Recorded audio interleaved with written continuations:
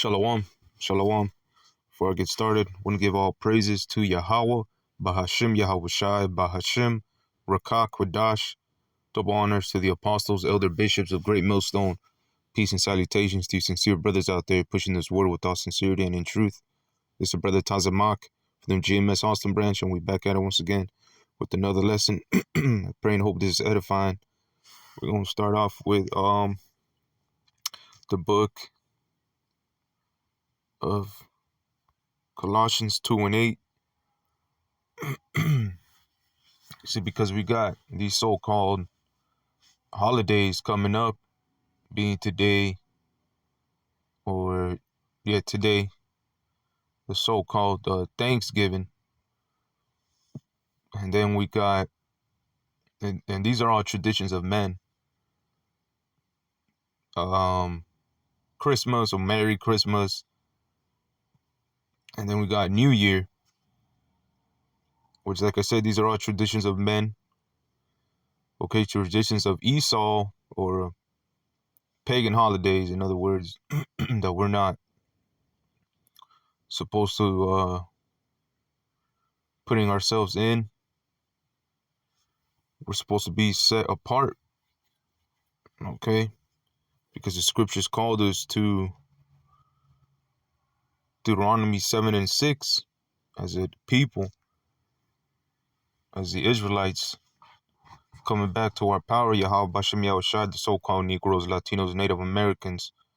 Okay, we ain't supposed to be partaking parts in these so-called holidays like if we were in the world still. You know, in the world, you didn't know about this knowledge and wisdom.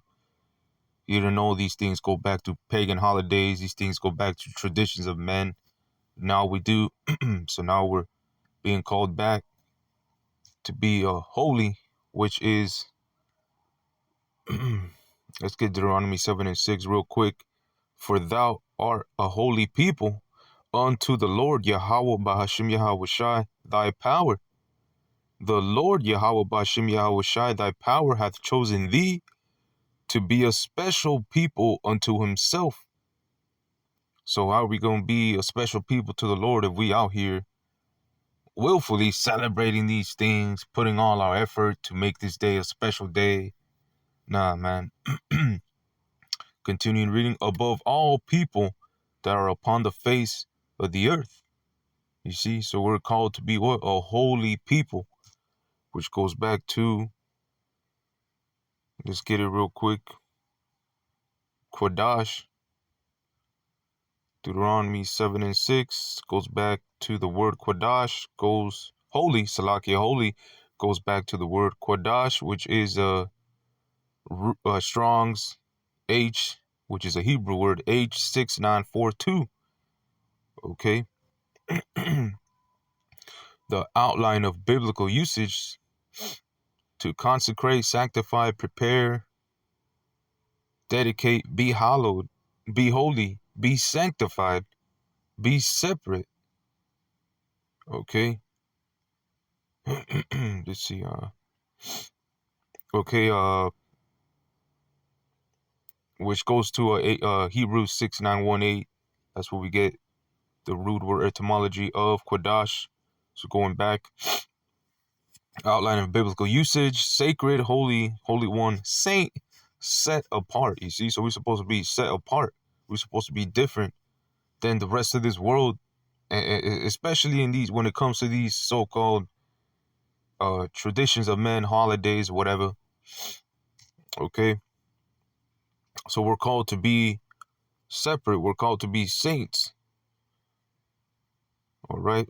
So going back to the book of, Colossians, like I stated, 2 and 8, and it reads, beware lest any man spoil you through philosophy and vain deceit. So these things are all in vain. Okay, vain deceit, after the tradition of men. You see, this is a tradition of men. This ain't no high holy day for us. It's a tradition of the other nations, man. Esau in particular today, Thanksgiving. Okay, which goes back to the what? The pilgrims, or the colonists, uh, committing a massacre onto the so-called Native Americans and the so-called Seminole Indians. All right, which go back to what? The mostly the Native Americans, okay, which goes back to the tribe of Gad, and Seminole Indians goes back to the tribe of Reuben, okay. So reading again, Colossians 2:8, beware lest any man spoil you through philosophy and vain deceit, after the tradition of men, after the rudiments of the world, and not after Hamashiach Yahushai. And this ain't after Hamashiach Yahushai. This is this is Esau, particularly today. This is Esau's you could say holiday, holy day, which goes back to him, like I said, murdering the so-called Native Americans, man, and them giving thanks that their colonists would go and search the so-called Native Americans, burn down the little land they had, which they were dwelling in, and eventually shoot them down, and they would go back to where they came from, and they would give thanks. Basically, they were thankful they came back safe after committing a crime, after murdering the so-called Native Americans. It's all a little bit of history, but I mean, it's all there. This the Pequot War. Then you got the Trail of Tears, Native American Indian, the Native American Indian Removal Act. Okay, the boarding schools. That was all Esau, man. Going back to what Ezekiel 35, having that perpetual hatred. Let's go to that real quick. Ezekiel 35. Let's get straight to the point. In verse 5, because thou hast had a perpetual hatred, and hast shed the blood of the children of Israel by the force of the sword. And it's true, because they had swords, literal swords, and they had guns at that time. I believe the Native Americans at that time, they only had a battle axe, or what, the little battle axe in their hands, and so-called other little weaponry, but it wasn't as evolved as Esau's blessing, which was a sword.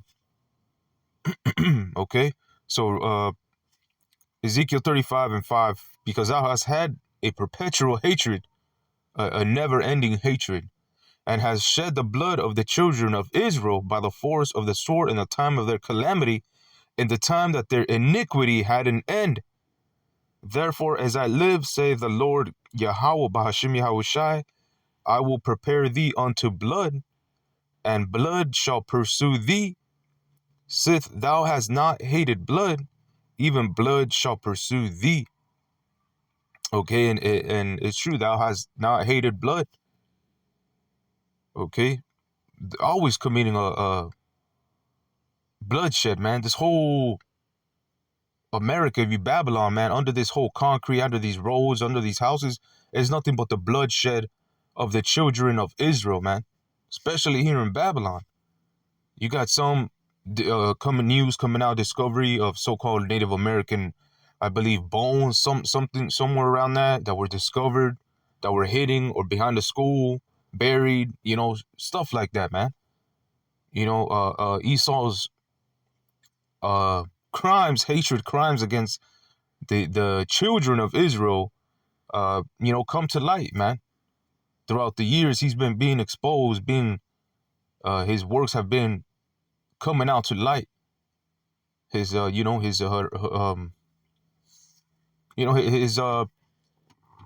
bloodshed, if you should say. Salakia. Okay, so verse 6, therefore as I live, say the Lord Yahweh Bahashim Yahushai, I will prepare thee unto blood, and blood shall pursue thee.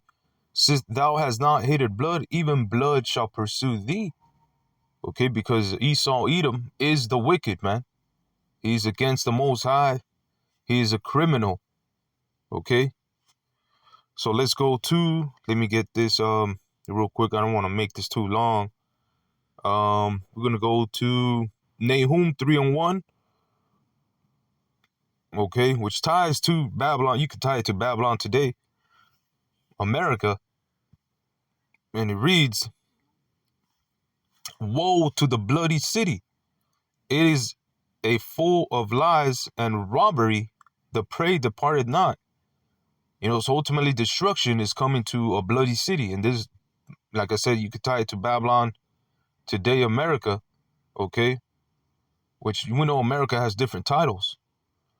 It is all full of lies and robbery. Talking about they came over here and discovered the Americas. Nah, they didn't discover. They knew the so-called Northern Kingdom tribes were already dwelling here in America, man. They came, they did the lies. Like it says, it is all full of lies and robbery. It's a bloody city here. The history of Esau is all lies and robbery, man. Okay? Let me get okay, we got Deuteronomy 7 and 6. Let's get we got Colossians 2 and 8, which was the main reason why I wanted to do this lesson. That these are all vain deceit. This is deceitful, man. You got everybody coming out celebrating this. It's a tradition of men. Colossians 2 and 8. Beware lest any man spoil you through philosophy and vain deceit, after the tradition of men, after the rudiments of the world, and not after Hamashiach Yahushai.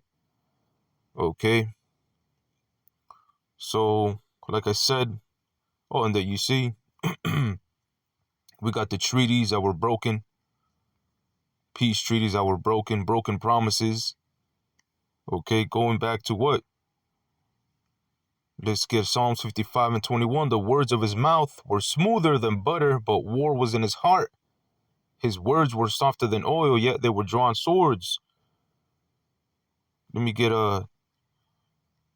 let's get Psalms 55 and 20 real quick. He hath put forth his hand against such as be at peace with him. He hath broken his covenant. The words of his mouth were smoother than butter, but war was in his heart. His words were softer than oil, yet were they drawn swords. It was Esau, man, breaking all these peace treaties and committing a genocide, man, a murder. All right, so with that, I'm gonna wrap it up. Hope that was edifying. Want to give all praises to Yahweh, Bahashim, Yahushai, Bahashim, Rukakwadash. Double honors to the apostles, elder bishops of Great Millstone. On to the next one. Shalom.